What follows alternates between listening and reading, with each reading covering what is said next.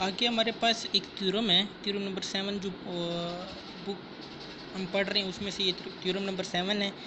वैसे मैंने तो किसी और बुक से ये लिखे हैं, तो आपको सिर्फ पता हो कि ये थ्योरम नंबर 7 ही है, तो इसलिए मैंने वो मेंशन कर दिया कि थ्योरम नंबर 7 है। थ्योरम नंबर 7 क्या कहता है कि the mean and the variance of hypergeometric distribution are mu is equal to N P and variance is equal to N P Q into N minus N और N minus one, where p is equal to K over N and q is equal to N minus K over N. इसका proof देखते हैं कि let करते हैं कि हमारे पास हाइपरजोमेट्रिक प्रोबेबिलिटी डिस्ट्रीब्यूशन गिवन है इस फॉर्म में, the mean is given by expected value of x।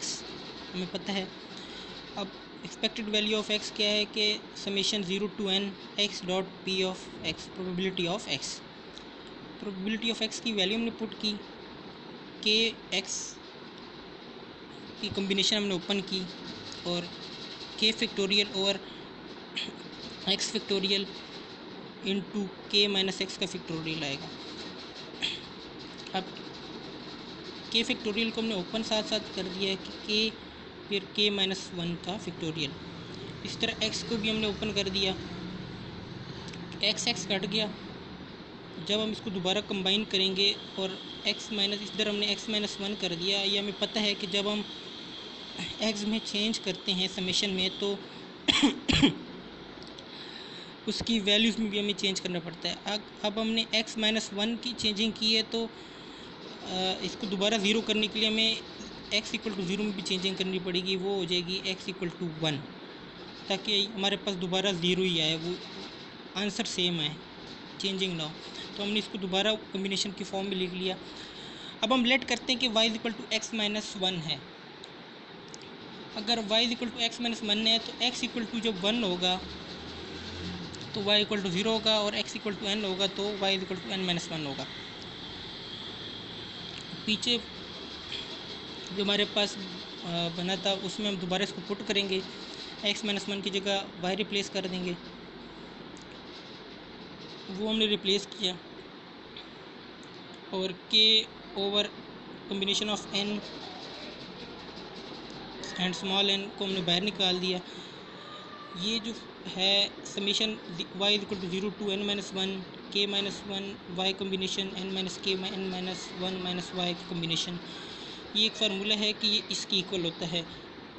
तो हमने इसको इसी फार्मूले के तहत लिख दिया कि ये इक्वल है n minus one into combination n minus small n minus one. उसके बाद हमने इसको दोबारा ओपन किया, ओपन करके लिखा, फिर हम इसको सॉल्व किया तो, और ये हमारे पास आंसर आ गया N K over N equal to N P, फिर P is equal to K over N.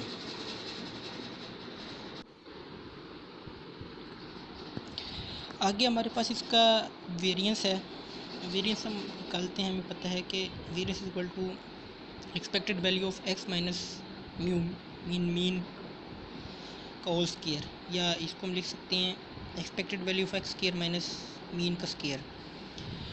No, expected value of X square को हम लिख सकते हैं expected value of X into X minus one plus X. इसको हम solve करेंगे तो दोबारा expected value of X square आएगा।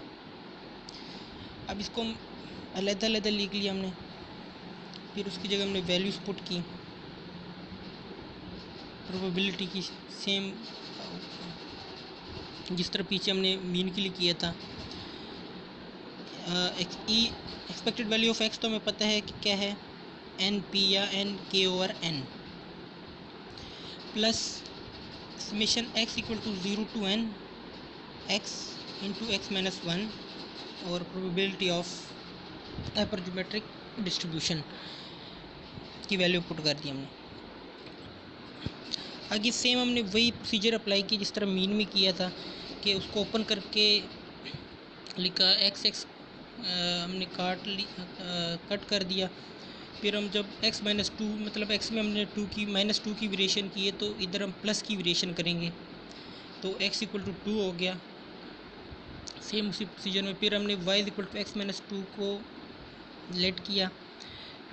फिर जब x इक्वल टू टू है तो y इक्वल टू ज़ीरो है, और जब x इक्वल टू n है तो y equal to n minus two है।